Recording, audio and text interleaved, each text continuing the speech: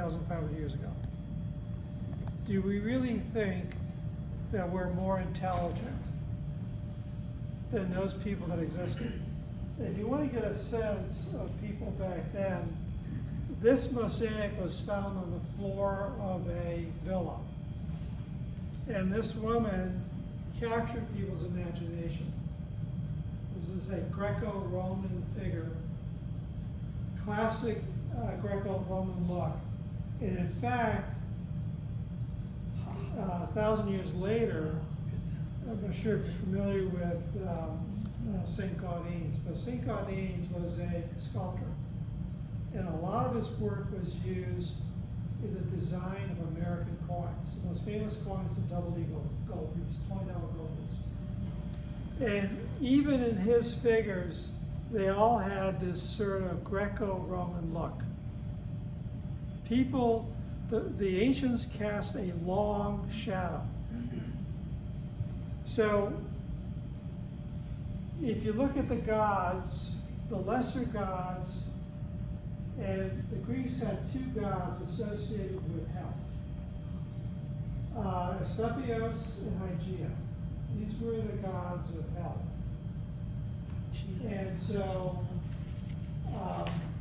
in 460 BC, Hippocrates built and ran the first hospital in the world, in the island of Chios. And he knew the limitations of medicine back then. And so basically what he created was this ascended stage. So the hospital was here, there were temples up here, and if you were really didn't respond well to his treatment and your life was going to be shorter, this was the final stage of your stay at the hospital. So you would ascend and you would become more intimate. And this is the temple for Asclepios. And you can see he's got a staff here. And you see the serpent. And guess what that is today? That's the American Medical Association. The staff and the snakes. We're going to, ultimately it's really coincidental that they picked the snake because the snake ended up having profound impact on the longevity of mankind. So Hippocrates, what were his big ideas? He had three really big ideas. He said, you don't make judgment. You sit down with the patient, you basically act professionally, you go through observation, you do diagnosis. So for example, back then, diabetes was around. And it's not just a plague of modern man. And he had no instrumentation. His sensories, his smell, his taste were his instrumentation. He would actually taste the urine of a patient to see if he was diabetic, because there's sugar in urine. So he basically created a professional environment. The problem was he had the theory of the four humors. And for 1,000 years, mankind would be plagued by the four humors. He just made this all up. And there was black bile, there was green bile, there was all kinds of other stuff. And they had to be in balance. And that's where bloodletting came from. And and again, the ancient Greeks, the Romans cast a huge shadow. So for 1,000 years, mankind was plagued. So the other important idea that Hippocrates had was, it's not the gods, it's nature. Back then, everyone thought they had a personal relationship with their gods. If they got sick, it's because they offended one of those gods. Now, it get awfully confusing when you got 130 gods. You know, invariably you're going to offend somebody. And he said, no, it's nature. It's a random act. And that was incredibly profound. And in fact, it ended up being 1,500 years before its time. That's how profound he was. So plagues are always a problem. And the Romans produced some incredible emperors. This guy was incredible. Marcus Aurelius kept a diary, and that diary was ultimately published, and you can buy it today under Meditations of Marcus Aurelius. And he was educated by the Greeks, and he wrote his diary in Greek, not Latin. And the reason I bring him up is that during his reign, the plague broke out, and they think it was smallpox. He ultimately died from that plague. It killed him at age 58 or so. But in his diary, which is really profound, he said it was all about dealing with paranoia. When you have a lot of power, you get really paranoid because you're always thinking someone's going to try to knock you off. And he fought against that. And there's this tendency, as you become paranoid, to strike out. No matter, whatever rumor may exist, and you're going to take the first action to kill those people before they just kill you. And his whole meditation is, don't do this. Don't succumb to that paranoia. He was way ahead of his time. So here are the people that died in ancient Greece and some sampling in Rome. Socrates had to commit suicide. The Hemlock story. He got into his thoughts, his views were in conflict with the leadership. So he died at 71. Plato died at age 81. Pericles, who was a famous leader of the Athens, not the Trojans, died at age 65. Emperor Hadrian was a really interesting figure. Hadrian had two walls. He built the wall separating Scotland from England. The reach of the Roman Empire was colossal. And then the Greeks built a wall to commemorate his reign in Athens. So they had these two walls, and they were a couple of thousand miles apart. And Hadrian loved the Greeks, and when they conquered Greece, the Romans usually would take those people they conquered and put them in slavery. He did not do that to the Greeks. It didn't last long. They ultimately enslaved the Greeks. But they found that the Greeks made very good tutors as slaves. And if you were a Roman from a wealthy family, you wanted a great tutor, because they had some very great ideas. Now, so you can see people lived a lot longer than that life expectancy chart had. So let's look at another group, a real pampered group. Let's look at the popes. When you go to the Basilica, and I was there a couple times, you go down to the basement, there's this tablet, and that's probably the most important tablet in the whole thing. This is a list of popes, an unbroken chain of popes going back over 2,000 years. Now think about that. What institution can go back 2,000 years in an unbroken chain? And you can see how long the popes lived and how long they reigned. And these were pampered. They were the emperors of their time. They got the best food, the best everything. They lived a fairly lavish lifestyle. And so let's look how long they lived. And what we find out is that if you look at from 1299 to 600, 1900, that they lived typically on an average of 60 years of age and reigned for about 6.5 years, and then doubled in the second part. So when you look at this life expectancy, then the question is, what else caused it for it to be so low and for so long until the 1700s, 1800s when it really spiked up? Anybody have any idea what caused the suppression of life expectancy for over 1,000 years? What institution caused that? The church. Exactly. The church suppressed technology, suppressed science. They didn't want anything to compete with the church. And the church went back away from what Hippocrates was preaching.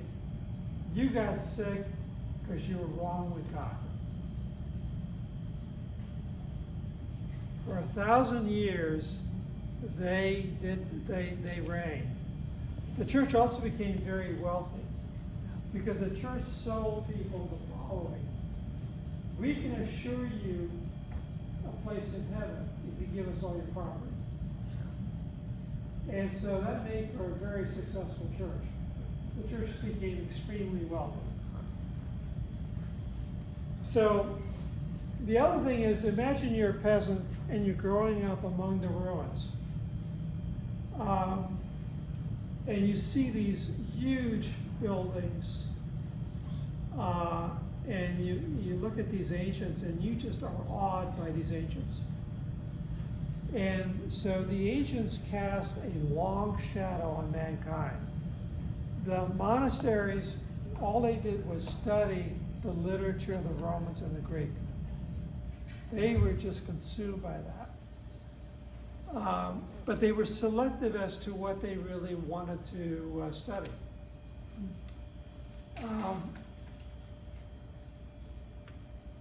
So the church didn't tolerate any kind of competing thoughts. Medicine was stuck in time, and bloodletting was pervasive. So if you were sick, we're going to really make you sick by taking the one thing you needed to survive the illness, which is white blood cells, and a healthy circulatory system. And it was not a great ending.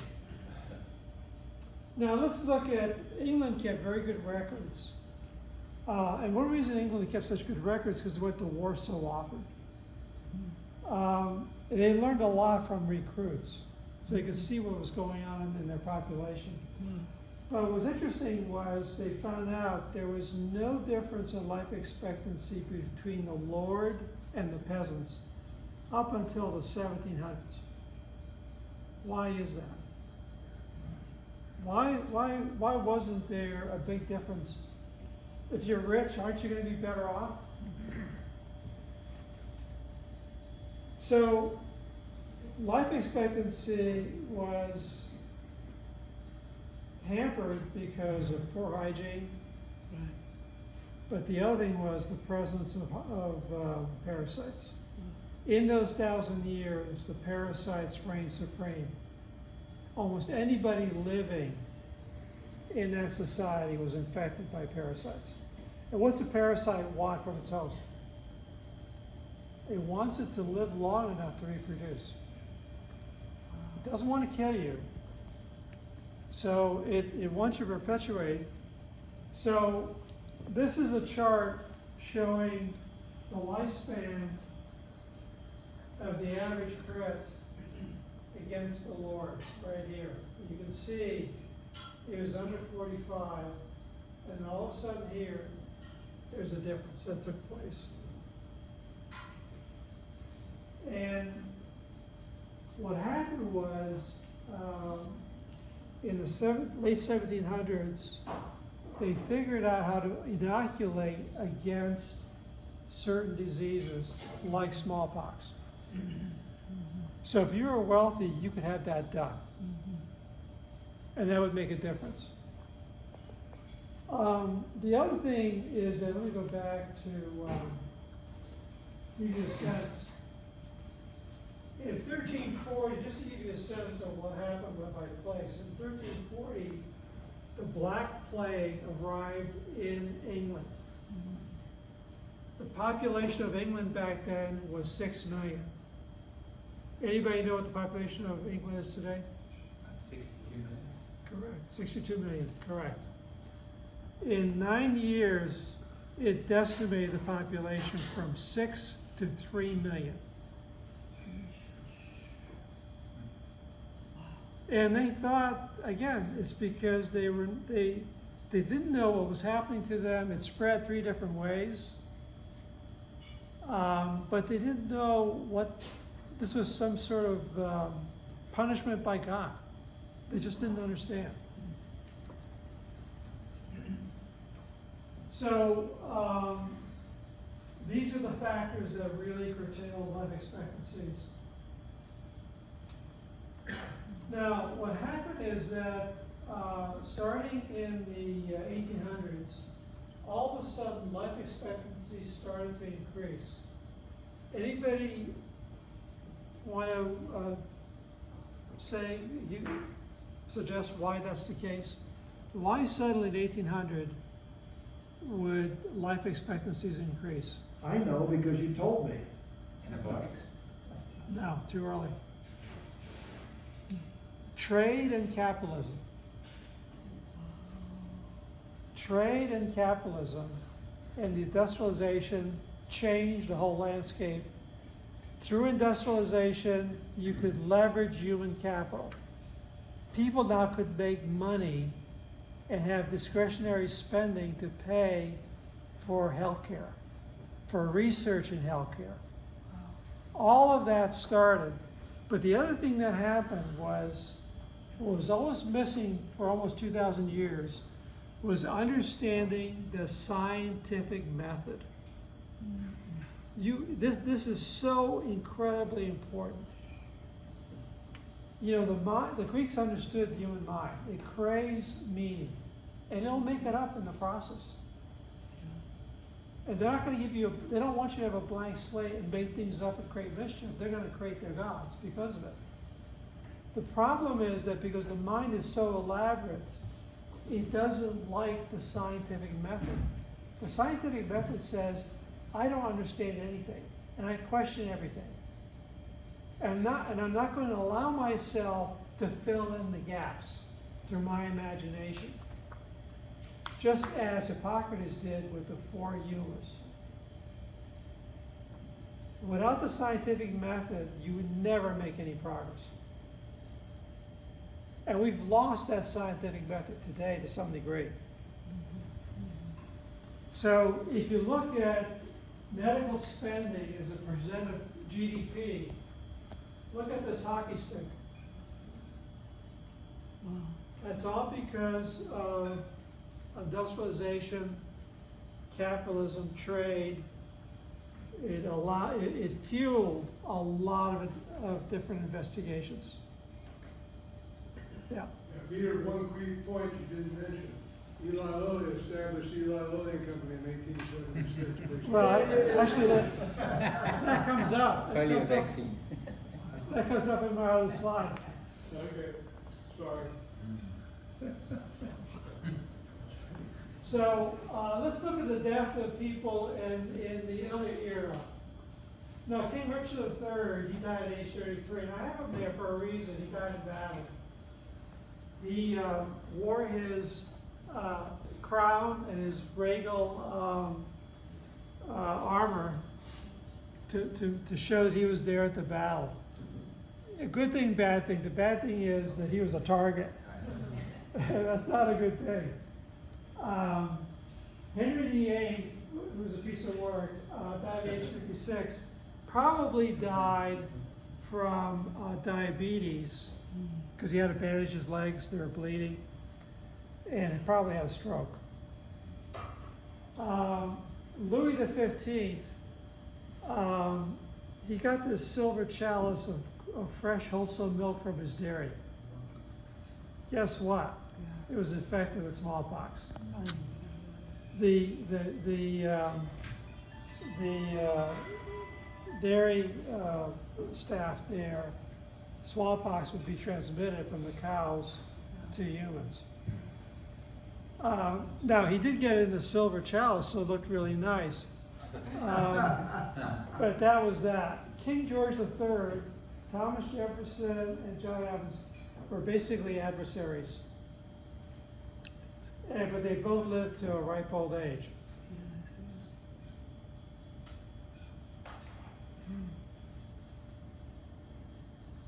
Now, let's have some fun here. If you had the ability to send something back to ancient mankind that would make a difference in their lives, what's the one thing you would send back to them? Well, it's pointless because they have to have the tools to make it. They have to have the raw materials. There'll be no way. what would be the one thing that you'd want to send them back that would have a huge impact on longevity? So, Right, soap is the answer. Soap is an incredible molecule. I have a chemistry background, so soap is very unusual.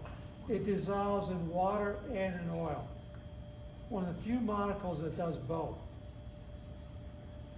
So to clean out a wound with soap would have a huge consequences. Because it would kill the bacteria, destroy the wall of bacteria. Peroxide. They'd have it. But you know, somebody beat you to it. The formula for soap goes way back over 2,000 years.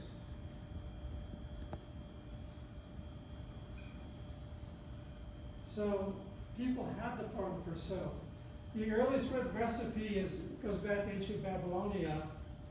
The Bible, the Torah mentions soap on 2 occasions. And the Egyptians actually bathed it in a substance made up of animal and vegetable oils mixed with wood ash. So the way you make soap is what happens when you make a animal sacrifice to the gods. You have this altar, you're burning this animal to offer up to the gods. And then overnight it rains, and the next day you go back to the altar to clean up and you see this white gooey substance.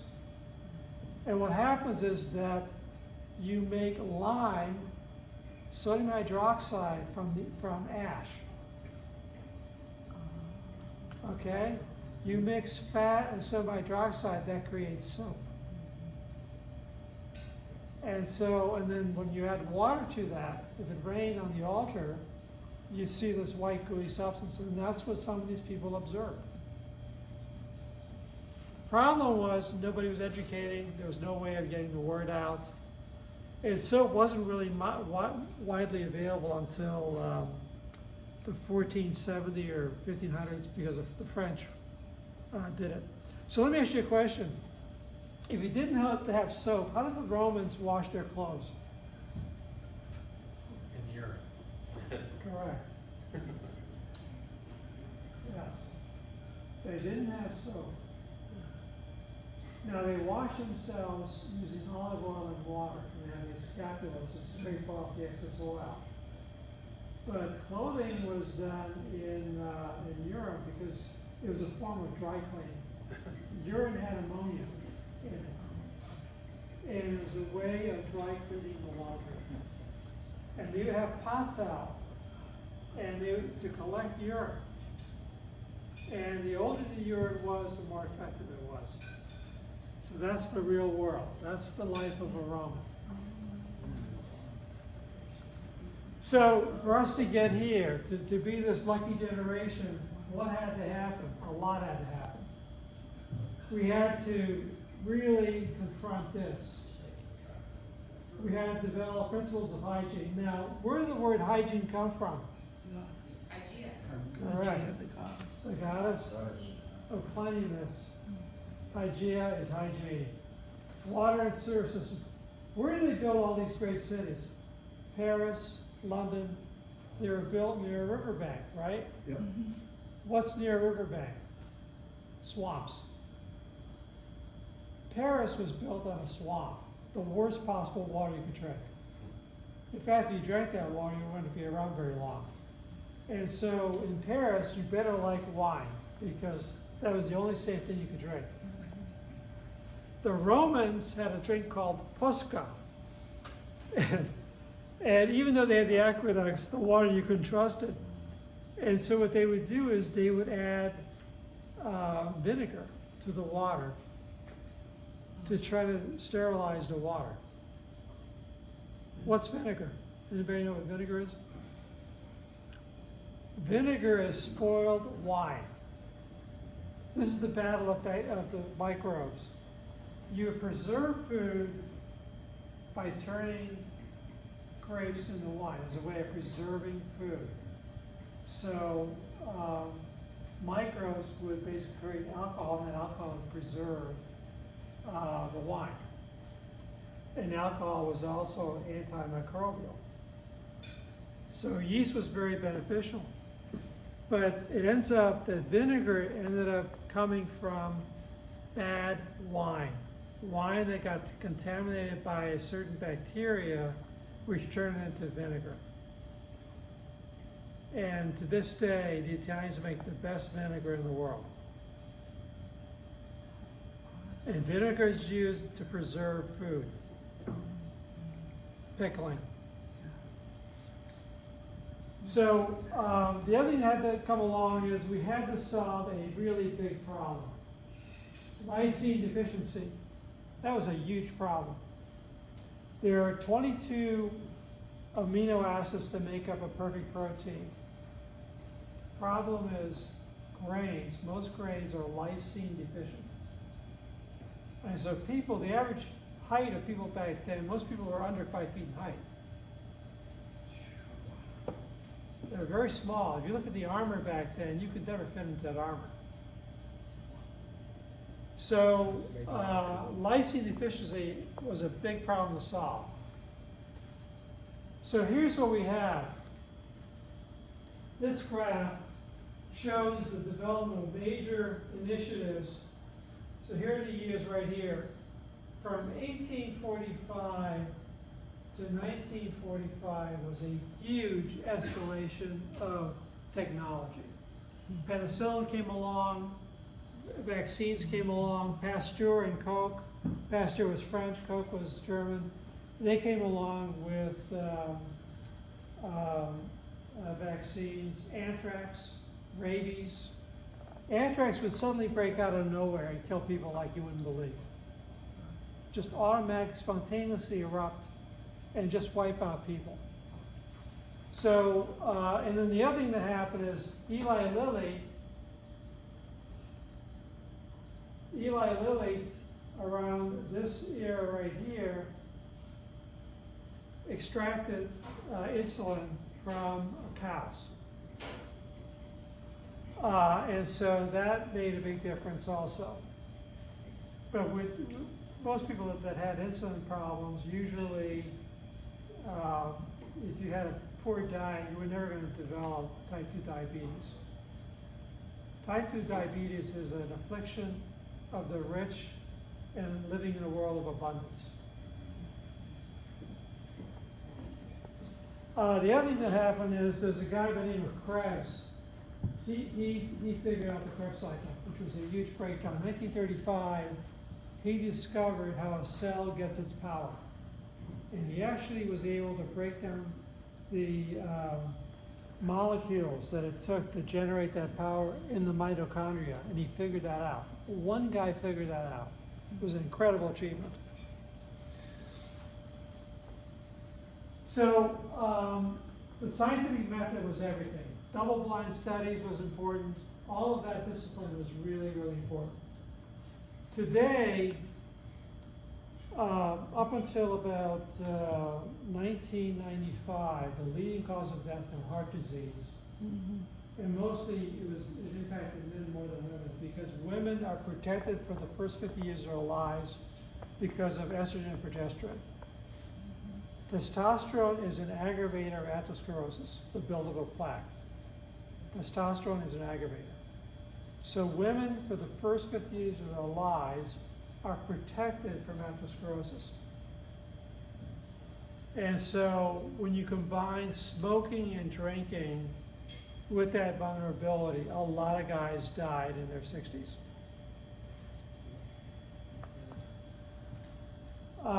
Now we get to modern man, and things have changed, but human nature has not. In med school, most students are taught the following limerick: dogs bite, patients lie.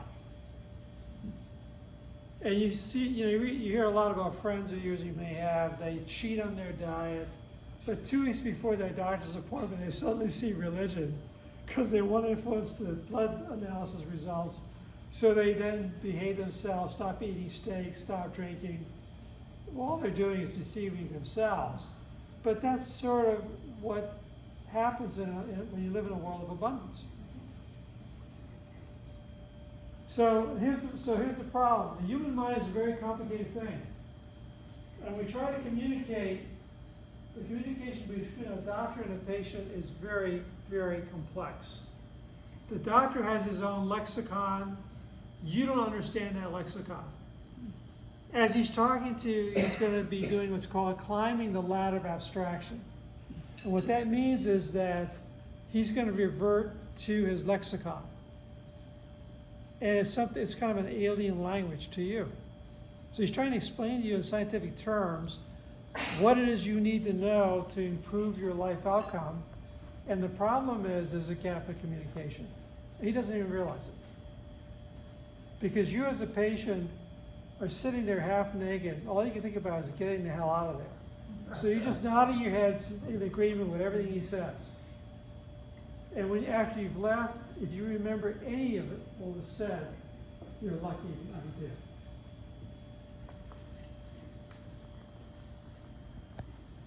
So the other thing that's happened is when you live in a world of abundance, the pathology of diseases changes. We solved all of these problems. We solved contagious diseases. We solved parasites. Ivermectin was a drug developed in 1975. That pretty much solved the impact of parasites.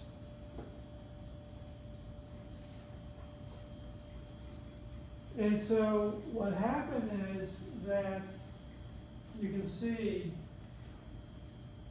heart disease starts to decline, cancer is kind of flatlined here, and strokes decline.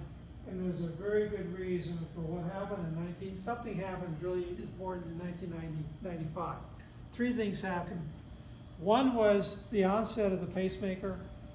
Two was the development of stents, coronary stents. And three was ACE inhibitors. Remember I pointed to the staff and the serpent? ACE inhibitors. So let me ask you a question. What two things is really important that in your body that determines blood pressure? Anybody have an idea? Adrenaline. Adrenaline, yes, it can. Yes. It's a stimulant.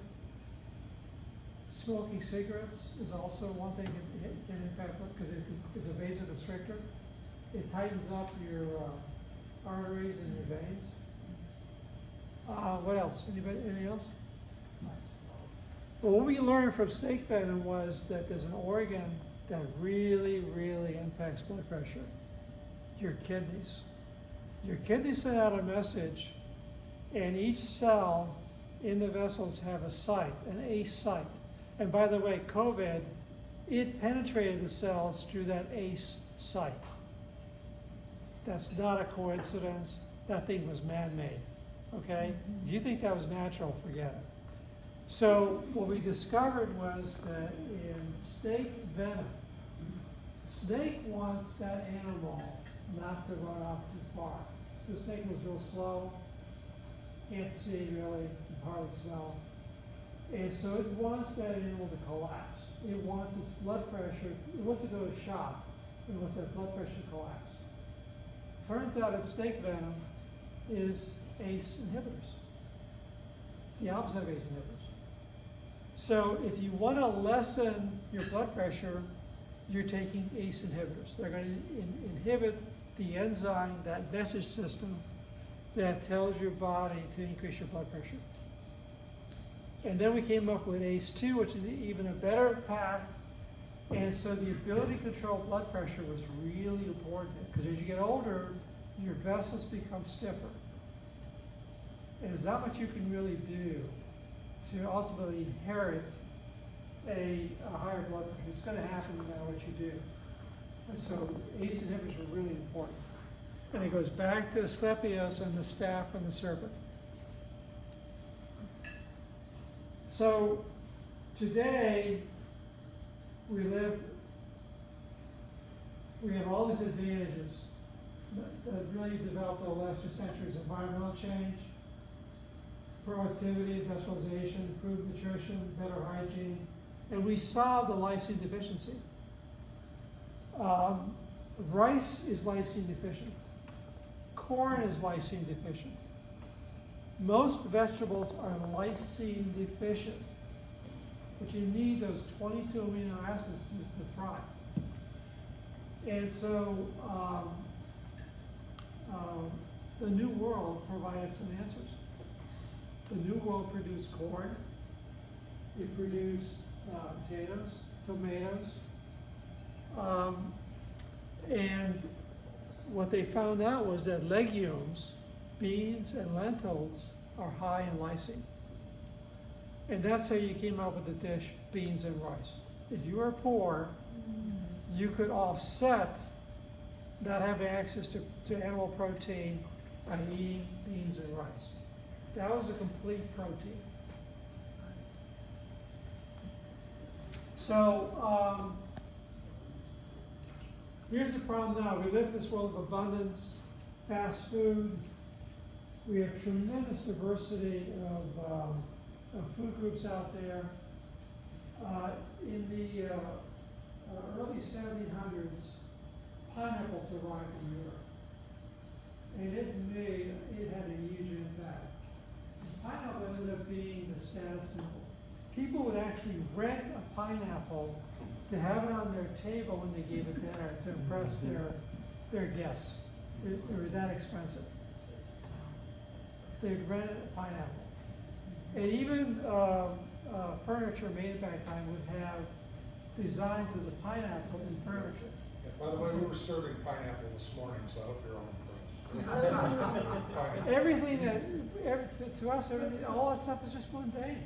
There's nothing special about any of this stuff. Cherries, we now have cherries 4 times a year from Chile. So we're very lucky, and the problem is that the #1 disease now is diabetes. We spend more money on treating diabetes than on cancer and heart disease combined.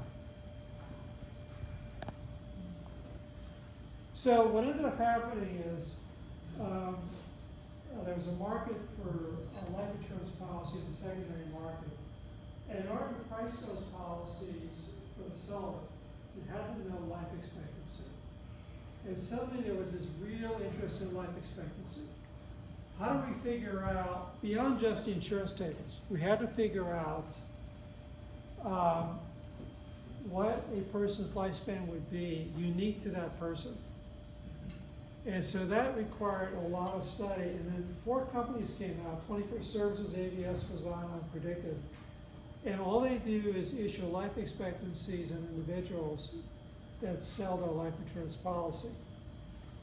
And out of that, I wrote an article back in 2008 comparing 3 mortality tables. Social Security, the 2008 DVT table, insurance table, and this is the first time an LE provider used in pricing life settlements disclosed their mortality curve. This is a skewed audience now. These are, if you've got a policy, typically it was $1 million policy or more. These are wealthy people, highly educated, highly disciplined. So if you look at a 70-year-old in the Social Security table had a lifespan male of 13 years.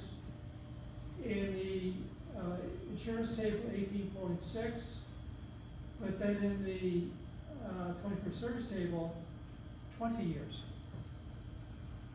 So when you strip out a lot of dead enders, high-risk people, suddenly life expectancy gets a lot longer. But when you distill it down, this table ended up being 30 to 40% too short. As they realized, as they issued more and more and got feedback as to when people died, they realized their table was too short. So you would tell me, well, okay, they're living longer because they're well-to-do, rich people can do better, right? Well, let me ask you this question then. How do you explain this? There was a book came out in the early 90s called The Blue Zone. And it identified areas of the world where men, not women, but men routinely live into their 90s and late 90s to 100. And they identified these areas: Okinawa, Japan, Sardinia, Lapia, in Costa Rica, Icaria, Greece, and then Loma Linda, California. Now, these aren't wealthy, you know, Greece is not a wealthy country with advanced healthcare. I don't know what the healthcare status is in Sardinia, but it's not gonna be any elaborate. But these people are living into their 90s. How do you explain that? I think the Greeks and Italians, Mediterranean Well, diet. Mediterranean diet is a big deal. It turns out the Greeks inherited the olive tree. So just to give you a quick, it might be boring for you, but just a quick aside. There are 3 essential fatty acids you have to have, you can't produce, and without you die. One of those is oleic acid. Olive oil is 85% oleic acid. It's really good for you. It's really good in lessening the buildup of plaque. So the Greeks really inherited, and they had access to seafood, so they really had the classic diet. But also, they had very good genes. Those people had very high HDL levels. If you look at your cholesterol panel, in this room, most of you women, your HDL number will be probably close to 80. Most of the men will be at 40. And the higher the HDL, the better the outcome.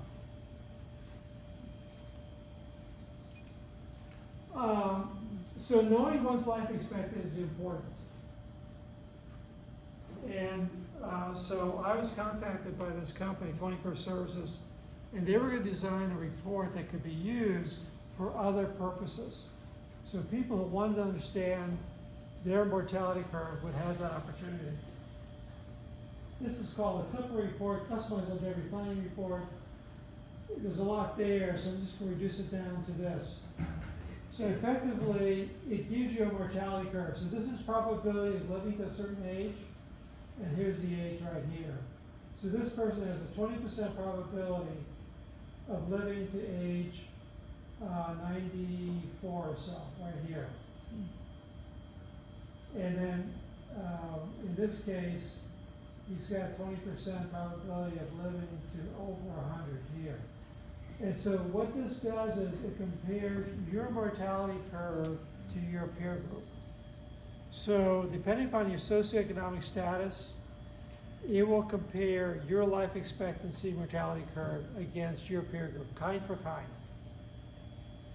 So you really get a sense if you are going to live a lot longer than your peer group or if you're going to live less than your peer group, but it gives you an apples to apples comparison. To make decisions in life, you have to know your duration. So this is really important. The other problem you have is that retirement planning is a problem because you're living in the here and now. You've got expenses in the here and now. Why would you postpone gratification for this nebulous, indistinguishable future? Nobody really can see themselves at age 70 or 80. It's sort of in this way distant future. Why would I work hard at putting money away for that? If you have your mortality curve, and you can see the progression of that, it can help you be put in touch with your 70, 80-year-old self. So it gives some frame of reference, and it could be an incentive for you to focus on making that a priority. So one common misconception is that retirement age, old age is a life of subtraction, and it's really not worth living. Now that's sort of one of the things that we all have this view of. And historically, ageism, we have this sort of negative view about ageism. Because as you get older, you look sick, right? And who wants to be around a sick person? Well, all that's changed. Here's a chart that shows all of the appliances now that are available. Because old age was always used as living in a life of subtraction. You're losing ability. And now with science and modern medicine, medicine can augment all those things, so you lose virtually nothing. If you have a hip problem or a knee problem, you can replace it. If you have diabetes, you can get an artificial pancreas. If you need a stent, that's an aorta up here, right here. This person was a preemie. He was premature, and what ends up happening is their aorta doesn't grow as they age, so they have to put in a stent to replace that section, otherwise they would die early. Here's a pacemaker. Parkinson's, you have a stimulator. And then the other thing that's always a sign of old age, the first thing to go is the loss of vision. Everybody loses their ability to read by age 55. Guaranteed. There's nothing you can do to postpone it. Diet, whatever, it doesn't matter. And so artificial lenses that are available today are incredible. So Peter, tell them about your experience with your artificial lenses that are adjustable after they're installed. Yeah, I got the latest and greatest now. There's a company out of California. They came up with a compound developed by the guy that won the Nobel Prize in chemistry. He came up with a compound so that most lenses are fixed, so they have to figure out what your script is, and they put it in, and you hope they guessed right. This lens you put in, and then you adjust it and you dial it in. So you're guaranteed an outcome.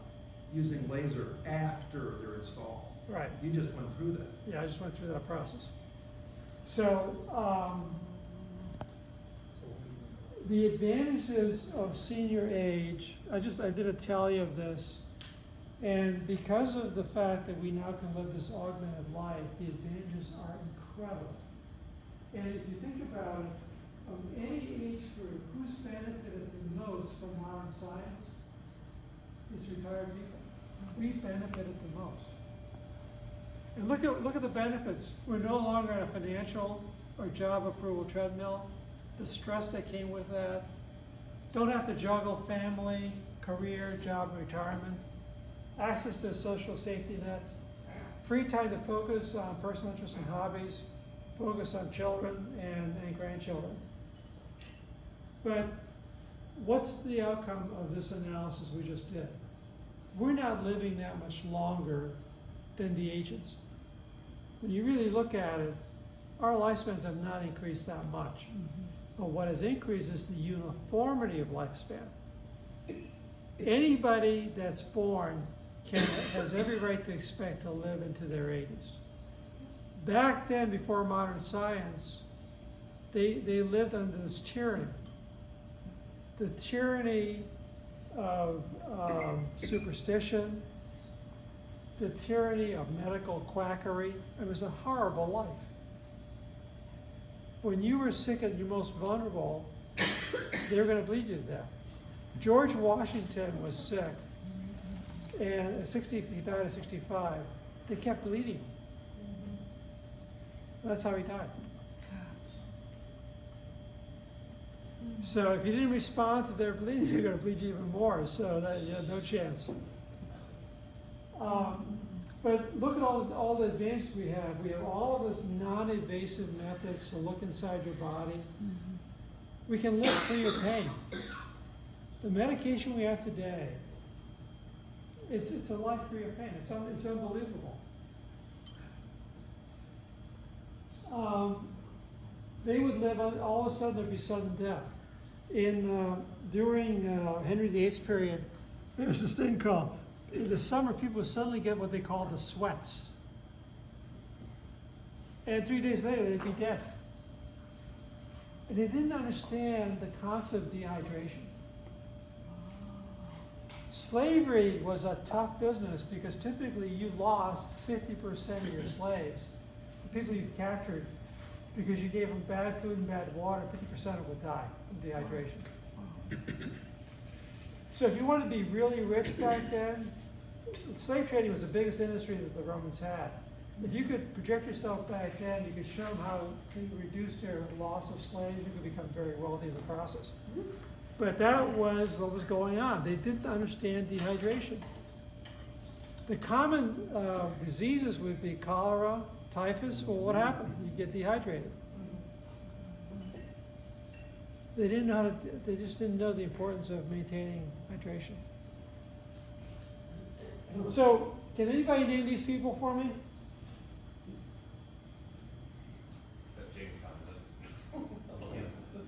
This is Jane Fonda right here. Now, these people all have one thing in common. They're all over 80 years of age, and some are over 90. So tell me, anybody, can you name these people? Wagner. That's right. Wagner is 93 years of age, and that's exactly what it looks like right now. This guy's unbelievable. Yes. This is George Hamilton, 82. Martha Stewart, 82. Who's this guy right here? 82. I would say he gives a new meaning on optimism. That's Armand Hammer. Armand Hammer was an immigrant from Ukraine. He ended up getting control of Occidental Petroleum, became a billionaire. At age 93, he ordered 6 custom-made suits, 12 slacks, and a dozen custom-made shirts at age 93. The problem was he died 6 months later. But I mean, that's optimism. I mean, you have to hand it to him. Nothing was going to stop him. So you can see the outcome. So the other big advantage of technology is this augmentation. We can sustain our functional lifespan with our mortality curve. There's virtually no separation.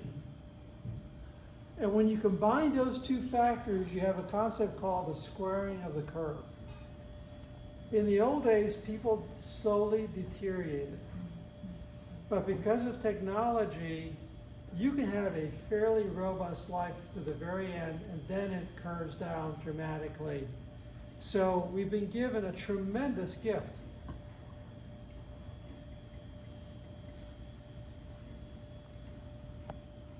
So what did we learn? It took a lot for us to get to where we got to today, over the 2,000 years. A lot of technology advances. Solving licensing deficiency.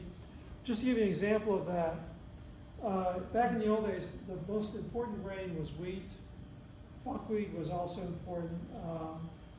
But today, the largest produced grain in the world is what? What's the most widely produced grain in the world now? Corn, the new world product. Corn is incredibly important. And what they did was they came up with a hybrid that is not lysine deficient. That was developed in the last 20 years. Corn is essential, not only for human beings, but for animal husbandry. The other big grain is what? Soybean. Correct, soybean. Again, there's a Far East product that was not available in the rest of the world for the longest time. It really changed things. The other thing that had to happen was the problem with not understanding science is that in order for us to build cars and go away from horses, what had to happen?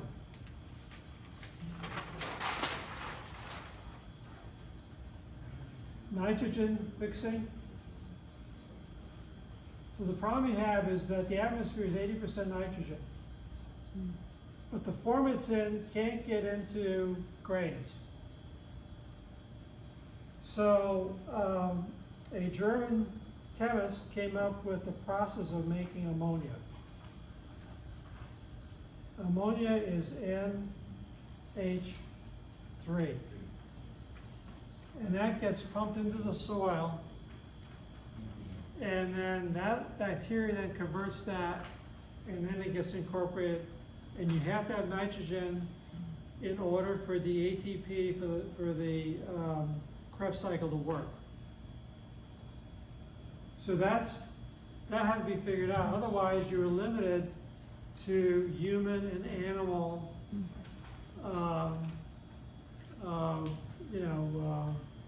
manure to effectively fertilize ground. If you were dependent upon that, you couldn't really do a car, right? You'd have to have horses everywhere. So that had to be solved. That was solved in 1910. So to show you how difficult science is, does anybody tell me what this is?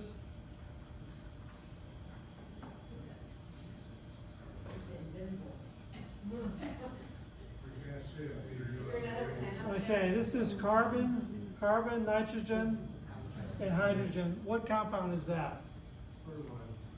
What? No. So everything is a carbon chain, okay? So everything, your enzymes are all a carbon chain.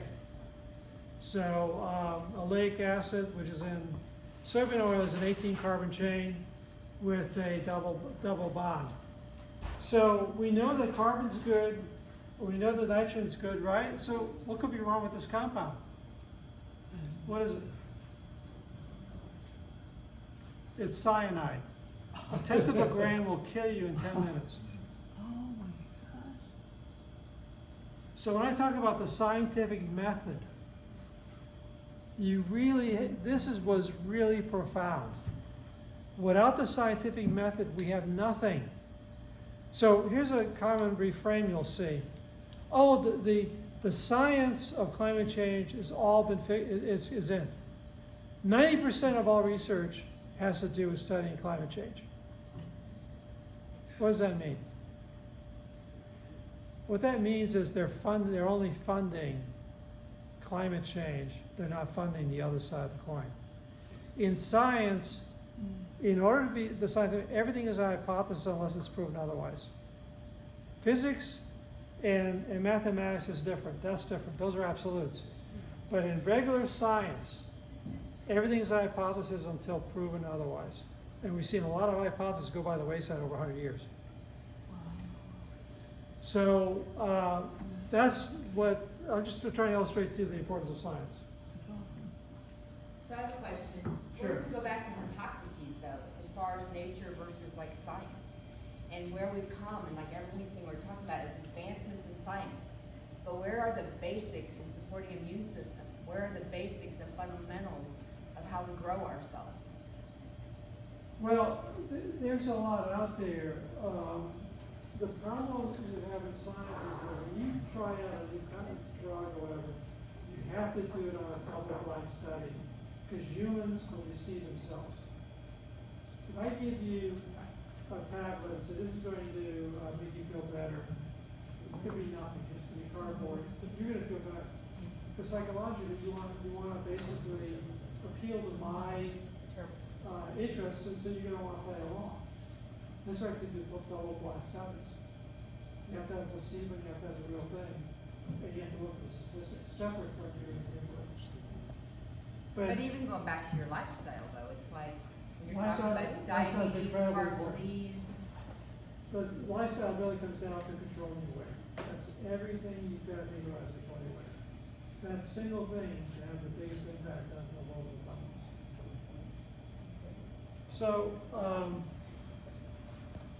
So let me point something else out now. The retirement age has basically gotten all these advantages. But here's another thing that came out. We've accepted who we are at this age. We choose subtraction, not addition. So early in life, success is addition, right? Accumulating assets, buying a house, buying a boat, buying cars. Those are all signs of success. In retirement, it's the opposite. You're really scaling back. And also you're focusing on others. And basically retirement offers you the opportunity to discover transcendence, the ultimate level in the Maslow's hierarchy. And we have the opportunity to be the pole star in our family. Anybody know what I mean by pole star? Well, let me explain to you a pole star. I'll give you a story. Ernest Hemingway was one of the most successful writers in that he achieved supreme success at an early age. All of his books were made into movies. A lot of his short stories were made into movies. He was very famous at the height of his career. It's very unusual for that to happen. And because of that, he cast a huge shadow on his family. He was married several times and so had a bunch of children. And so all of his relatives looked up to him. I mean, you would too, right? He was the man's man. He was this adventurer. He lived life large. And he wrote these incredible books. He gets sick, and what's he do? Killed himself, correct. And what did he do when he did that? When he killed himself, he basically gave license to all of his siblings, all of his offspring to do the same. Within 20 years of having done that, 6 other family members committed suicide. His sister, his brother, his granddaughter, on and on and on. 6 of them committed suicide. People, we have a tendency of diminishing the impact we have on our relatives. We have a big impact. And we all have the opportunity to be a pole star for that family. They're looking up to you because you're the elder statesman or stateswoman. And so you cast a much longer shadow than you want to really give credit to. And so, because of this ability to maintain functional lifespan, our ability to show the way for the family is greater now than ever in the history of mankind. And so funding your retirement is probably now one of the most important things you can possibly do, because it's so rich. And I'm done. Any questions? So Peter, you talk. Yeah. Is there any data on how many dollars the